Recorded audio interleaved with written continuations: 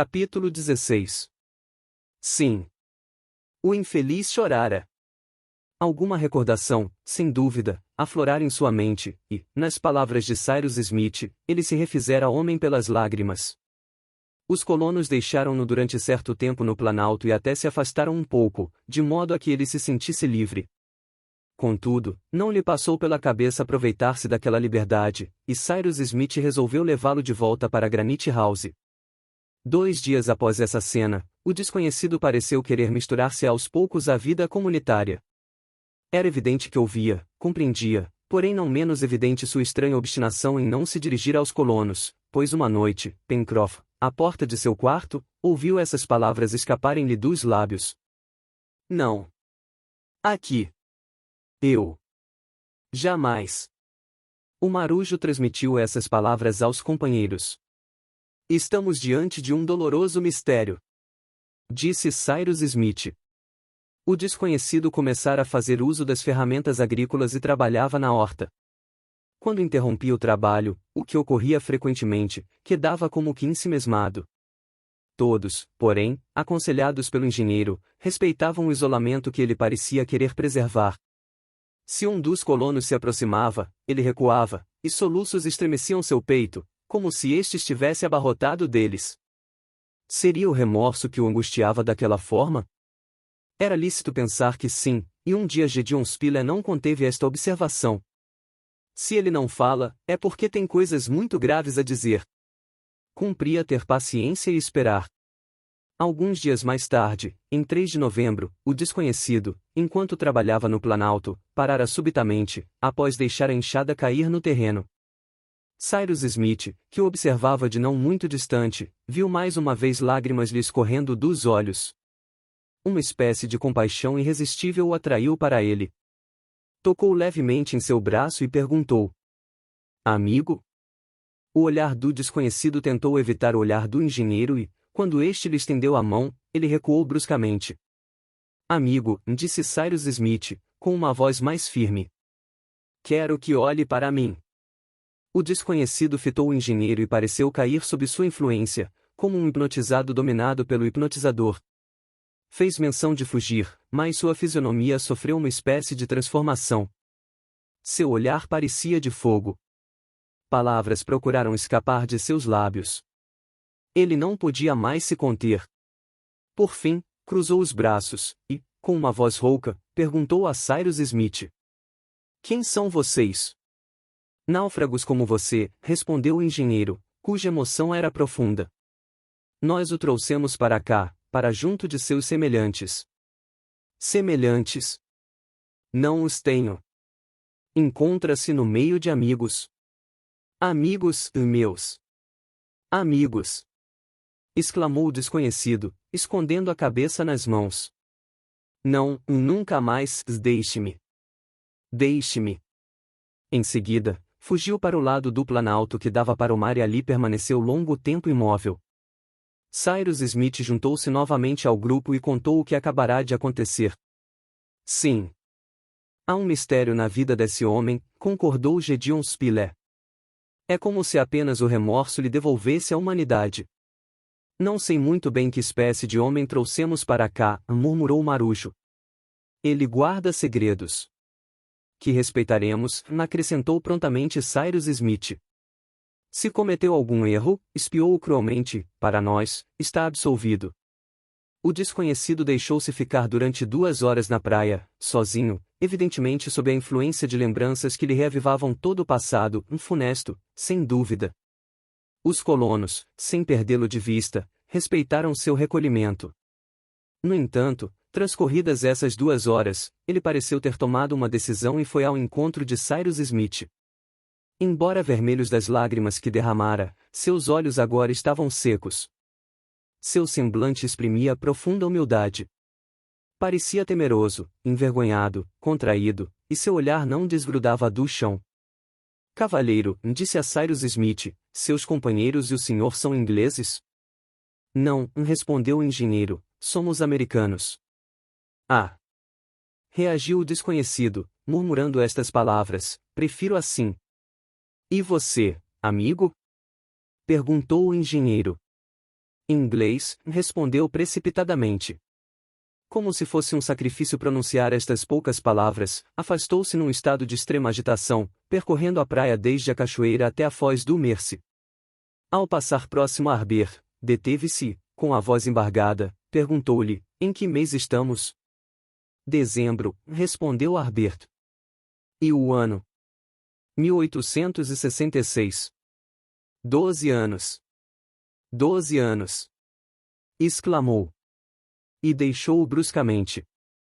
Arbert relatará aos colonos as perguntas e a resposta que ouvirá. O infeliz não estava a par nem do mês nem do ano. Impressionou-se Gedeon Spiller. Que coisa!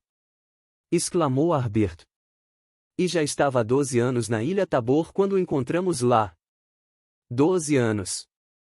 Repetiu Cyrus Smith. Ah! 12 anos de isolamento, talvez após uma vida de horrores, podem perfeitamente alterar a razão de um homem. Tendo a crer, disse então Pencroff, que esse homem não chegou à Ilha Tabor devido a um naufrágio, tendo sido degradado em consequência de algum crime. É bem possível, Pencroff, concordou o repórter, e, se isso se confirmar, não é nada improvável que os homens que o deixaram na ilha voltem um dia para buscá-lo. E não o encontrarão lá, apontou Arbert. Então, disse Pencroff, teríamos que retornar e... Amigos, ponderou Cyrus Smith, não tratemos essa questão antes de saber com o que estamos às voltas. Tudo sugere que esse indivíduo sofreu muito, que vem expiando severamente seus pecados, quaisquer que sejam eles, e que sente uma necessidade premente de desabafar. Não o provoquemos, não cabe a nós contar sua história. Ele a contará, e quando a soubermos, veremos o melhor partido a tomar. Aliás, só ele pode nos dizer se, mais que esperança, tinha certeza de um dia ser repatriado, mas duvido. E por quê? Porque, no caso de ter certeza de ser libertado num prazo estipulado, ele teria aguardado a hora de se ver livre e não teria lançado aquela mensagem ao mar. Não, é mais provável que tenha sido condenado a morrer naquele Recife e nunca mais rever seus semelhantes. Contudo, observou Marujo, há uma coisa que não consigo entender. Do que se trata? Se há 12 anos esse homem foi abandonado na Ilha Tabor, podemos perfeitamente supor que já vivia há muitos anos no estado de selvageria em que o encontramos. Isso é bem provável. Respondeu Cyrus Smith. Se fosse assim, a mensagem estaria escrita há vários anos. Sem dúvida, e no entanto parecia ter sido escrita recentemente. Além do mais, como admitir que a garrafa com a mensagem tenha levado anos para vir da Ilha Tabor à Ilha Lincoln? Isso não é absolutamente impossível, argumentou o repórter. Ela já não poderia estar há muito tempo nas imediações da ilha? Não, respondeu Pencroff, pois ainda boiava. Não podemos sequer supor que, após encalhar na praia, ela tenha sido tragada pelo mar, visto que teria inevitavelmente se quebrado nos rochedos do litoral sul. Com efeito, respondeu Cyrus Smith, que restou pensativo. E depois, acrescentou Marujo, se a mensagem tivesse vários anos, se estivesse encerrada naquela garrafa anos a fio, teria sido danificada pela umidade. Ora, não aconteceu nada disso, ela se encontrava em perfeito estado de conservação. A observação do Marujo fazia todo sentido, havendo ali um fato incompreensível, pois a mensagem parecia ter sido escrita recentemente, quando os colonos a encontraram na garrafa. Além disso, ela fornecia a localização da Ilha Tabor em latitude e longitude com precisão, o que pressupunha no autor conhecimentos bastante profundos de hidrografia, que um simples marujo não podia ter. Há em tudo isso, repito, alguma coisa de inexplicável, disse o engenheiro, mas não pressionemos nosso novo companheiro a falar. Quando ele quiser, amigos, estaremos prontos a ouvi-lo. Durante os dias seguintes, o desconhecido não pronunciou uma palavra e não deixou o planalto uma única vez. Trabalhava na terra, sem descanso, mas sempre afastado. Na hora das refeições, não ia a Granite House, embora houvesse sido convidado em diversas oportunidades, limitando-se a comer alguns legumes crus. Ao anoitecer, não regressava ao quarto que lhe fora destinado, deixando-se ficar sob as copas das árvores ou, quando o tempo estava ruim, recolhendo-se em alguma fractuosidade das rochas. Vivia ainda, portanto, como no tempo em que não tinha outro abrigo senão as florestas da ilha Tabor e, verificando-se inútil toda a pressão no sentido de que modificasse seu estilo de vida, os colonos esperaram pacientemente. Contudo, aproximava-se finalmente o momento em que, instigado pela própria consciência, terríveis confissões iam lhe escapar. No dia 10 de novembro, por volta de 8 horas da noite, quando começava a escurecer, o desconhecido apresentou-se inopinadamente diante dos colonos, que estavam reunidos na sacada. Seus olhos brilhavam de uma maneira estranha e toda a sua pessoa recuperara o aspecto feroz dos tempos malditos. Cyrus Smith e seus companheiros, ao verem que, sob a influência de uma terrível emoção, seus dentes batiam como os de um febril, ficaram aterrados. O que tinha, afinal? A visão de seus semelhantes lhe era insuportável? Estava enfastiado daquela existência naquele ambiente honesto? A nostalgia do embrutecimento o arrebatava novamente? Tudo sugeria isso até ele se exprimir assim, em frases incoerentes. Por que estou aqui? Com que direito me arrancaram do meu rochedo? Como pode haver algum laço entre os senhores e eu? Sabem quem eu sou, o que fiz, e por que estava lá, sozinho? E quem lhes diz que não fui abandonado lá, que não estava condenado a morrer lá? Conhecem meu passado. Sabem por acaso se não roubei, assassinei, se não sou um miserável, um marginal, cuja vida deve ser vivida como a de uma besta fera, longe de todos, e eles sabem? Os colonos escutavam atentamente o desgraçado, de quem essas semiconfissões escapavam, por assim dizer, à revelia. Cyrus Smith quis então acalmá-lo aproximando-se dele, mas ele recuou prontamente. Não. Não. Exclamou. Só uma coisa. Estou livre? Está livre, respondeu o engenheiro. Então adeus. Exclamou, e fugiu como um louco.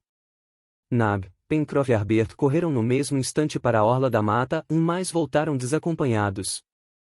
Temos que deixá-lo à vontade, disse Cyrus Smith. Não voltará nunca mais, exclamou Pencroff. Voltará, replicou o engenheiro. E os dias foram passando. Mesmo assim, Cyrus Smith seria uma espécie de pressentimento? Persistiu na inabalável crença de que cedo ou tarde o infeliz voltaria. É a última revolta dessa natureza rude, dizia, que o remorso tocou e que um novo isolamento iria destruir. Nesse ínterim, obras de todos os tipos foram tocadas adiante, tanto no planalto do mirante como no curral, onde Cyrus Smith tinha a intenção de construir uma chácara. Desnecessário dizer que as sementes recolhidas por Harbert na ilha Tabor haviam sido cuidadosamente semeadas. O planalto formava então uma vasta horta, bem distribuída e bem cuidada, que não deixava ociosos os braços dos colonos. Ali não faltava trabalho. À medida que as hortaliças se multiplicavam, tiveram de ampliar os canteiros simples, que tendiam a se tornar verdadeiras lavouras e a substituir as pastagens. Mas o capim abundava em outras zonas da ilha e os onagros não precisavam temer um futuro racionamento. Era preferível, aliás, transformar em horta o planalto do mirante, defendido por seu profundo cinturão de cursos d'água, e transferir para a área externa os pastos, que não careciam ser protegidos contra as depredações de quadrúmanos e quadrúpedes. Em 15 de novembro, realizou-se a terceira colheita. A plantação de trigo crescerá em superfície, desde a primeira semeadura, 18 meses antes. A segunda safra, de 600 mil grãos, produziu dessa vez 4.000 alqueires, ou seja, mais de 500 milhões de grãos. A colônia era rica em trigo, pois agora bastava semear uma dezena de alqueires para assegurar a colheita anual e garantir que todos, homens e animais, dela pudessem sobreviver. Terminada a colheita, a segunda quinzena do mês de novembro foi dedicada à arte da panificação. Com efeito, tinham a semente, mais farinha, não, e a montagem de um moinho se fez necessária. Cyrus Smith poderia utilizar a segunda queda de água sobre o Mercy para isso, uma vez que a primeira já fora aproveitada para mover os soquetes do pisão. Após confabularem, decidiram construir um simples moinho de vento nas colinas do mirante. O resultado seria o mesmo e, além disso, o vento era constante no planalto, exposto às brisas do mar aberto. E, acrescentou Pencroff, um moinho de vento é sempre alegre e combinará com a paisagem. Puseram então mãos à obra, escolhendo madeiras apropriadas para a caixa e o mecanismo do moinho. Para as Mois, cogitavam usar grandes blocos de greda espalhados no norte do lago, e para as velas, a inesgotável lona do balão. Cyrus Smith desenhou o projeto, e a localização do moinho foi decidida, um pouco à direita do terreiro, próximo à margem do lago. A torre deveria assentar-se numa base escorada por sólidos andaimes, de maneira a poder girar, com todo o mecanismo nela embutido, segundo os caprichos do vento. O trabalho foi rapidamente concluído. Nab e Pencroff eram agora exímios carpinteiros e bastava-lhes seguir os gabaritos fornecidos pelo engenheiro. Da mesma forma também, uma espécie de guarita cilíndrica, na verdade um cone, coberta por um telhado em bico, não demorou a erguer-se no local escolhido. As 4 pás das velas haviam sido solidamente fixadas no eixo giratório, de maneira a formarem certo ângulo com ele, por meio de vergalhões metálicos. Quanto às diversas partes do mecanismo interno, a caixa destinada a conter as 2 mois, a mó fixa e a mó corrediça, a moega, espécie de grande calha quadrada, larga na parte superior, estreita na base, que devia permitir aos grãos caírem sobre as mois, a calha basculante, destinada a permitir a passagem do grão, e, finalmente o crivo, que, mediante a peneiração, separa o farelo da farinha, tudo foi fabricado com esmero. As ferramentas eram boas, o que facilitava o trabalho, pois, no fim das contas, nada mais simples que os órgãos de um moinho. Foi apenas questão de tempo. Como todos haviam trabalhado na construção do moinho, no dia 1º de dezembro ele estava terminado. Para variar, Pencroff, encantado com sua obra, não duvidava que o aparelho fosse perfeito. Agora é só esperar um bom vento para moer bem moidinha a nossa primeira colheita! Exclamou. Um bom vento, eu concordo, Pencroff, respondeu o engenheiro, uma ventania é que não seria propícia. Ora! Só faria nosso moinho girar mais rápido. Isso não é necessário, explicou Cyrus Smith. Por experiência, sabemos que um moinho produz mais quando o número de voltas percorridas por suas pás em 1 minuto é o sextuplo do número de pés percorridos pelo vento em 1 segundo. Com um vento médio, soprando a 24 pés por segundo, suas pás darão 6 voltas por minuto, e não precisamos de mais que isso. Então demos sorte! Exclamou Harbert. Pois está soprando uma bela brisa de nordeste que é exatamente o que queremos. Não havia nenhum motivo para adiar a inauguração do moinho, considerando a pressa dos colonos em saborear o primeiro pedaço de pão da ilha Lincoln. Na manhã daquele dia, portanto, 2 ou 3 alqueires de trigo foram moídos, e no dia seguinte, no almoço, uma magnífica broa, um pouco maçuda talvez, embora fermentada com levedo de cerveja, imperava na mesa de Granite House. Podemos imaginar o prazer, aliás, com que todos lhe trincaram os dentes. Nesse ínterim, o desconhecido não reaparecera. Por várias vezes, Gideon Spilett e Harbert percorreram a mata, nas cercanias de Granite House, sem encontrá-lo, sem detectar qualquer vestígio dele. Estavam seriamente preocupados com aquele desaparecimento prolongado. Para o ex-selvagem da ilha Tabor, viver nas matas abundantes em caça do faroeste não devia ser problema, mas não era de se temer que reincidissem seus hábitos e que aquela independência lhe ressuscitasse os instintos ferozes. Mesmo assim, Cyrus Smith, movido sem dúvida por uma espécie de pressentimento, persistia em afirmar que o fugitivo regressaria. Sim, ele voltará. Repetia, com uma fé que seus companheiros não partilhavam. Quando estava na ilha Tabor, esse infeliz tinha consciência de sua solidão. Aqui, sabe que semelhantes o esperam. Já não começou a contar sua vida pregressa? Pois o pobre arrependido voltará para contá-la por inteiro e, nesse dia, ele será nosso. O que estava por vir daria razão a Cyrus Smith. No dia 3 de dezembro, Harbert deixou o planalto do mirante e foi pescar na margem meridional do lago. Ia desarmado e despreocupado, já que os animais perigosos não incursionavam naquela parte da ilha. Enquanto isso, Pencroff e Nab trabalhavam no terreiro, ao passo que Cyrus Smith e o repórter entretinham-se nas chaminés, fabricando soda, pois o estoque de sabão terminara. De repente, gritos ressoaram. Socorro! Aqui! Cyrus Smith e o repórter, muito afastados, não perceberam, mas Pencroff e Nab, abandonando o terreiro às pressas, correram em direção ao lago. Antes deles, contudo, o desconhecido, cuja presença no local ninguém podia suspeitar, atravessara o córrego Glicerina, que separava o planalto da mata, e num pulo estava na margem oposta. Achava-se Harbert diante de uma grande onça, semelhante à que fora abatida no promontório do Réptil. Atacado de surpresa, estava imprensado contra uma árvore, ao passo que o animal, todo encolhido, preparava-se para saltar. O desconhecido, contudo, armado com apenas uma faca, atirou-se sobre a temível fera, que então se voltou contra esse novo adversário. A luta foi curta. O desconhecido era de uma força e habilidade prodigiosas. Imobilizara a onça pela garganta com um punho implacável como uma tenaz, ignorando as garras da fera que lhe penetravam a carne, e com o outro enfiava-lhe a faca no coração. A onça caiu no chão. O desconhecido empurrou-a com o pé e ia escapar no momento em que os colonos chegavam ao palco da refrega, justo quando Harbert, agarrando-se a ele, gritava: Não! Não! Você não vai embora! Cyrus Smith foi até o desconhecido, que franziu o senho ao vê-lo aproximar-se. Sob suas roupas dilaceradas, sangrava na altura do ombro, mas isso lhe parecia indiferente. Amigo, disse-lhe Cyrus Smith, acabamos de contrair uma dívida de gratidão consigo. Para salvar nosso pupilo, você arriscou sua vida. Minha vida! Murmurou o desconhecido. O que vale ela? Menos que nada. Está ferido? Pouco importa. Posso cumprimentá-lo?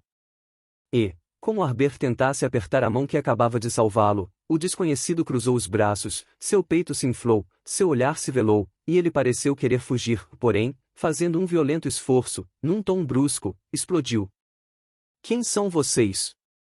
E o que pretendem ser para mim? Era a história dos colonos que ele pedia dessa forma, e pela primeira vez. Quem sabe, se contassem aquela história, ele não contava a sua. Em poucas palavras, Cyrus Smith relatou tudo o que se passará desde a partida de Richmond, como haviam escapado, os recursos de que dispunham no momento. O desconhecido escutava com extrema atenção. Em seguida, o engenheiro explicou quem eram, Gideon Spiller, Harbert, Pencroff, Nab e ele, acrescentando que a maior alegria que haviam sentido desde a chegada à ilha Lincoln havia sido quando, ao retornarem de Tabor, puderam contar com um companheiro a mais.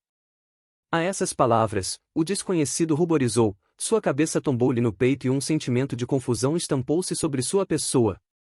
E agora que nos conhece, acrescentou Cyrus Smith, gostaria de nos apertar a mão?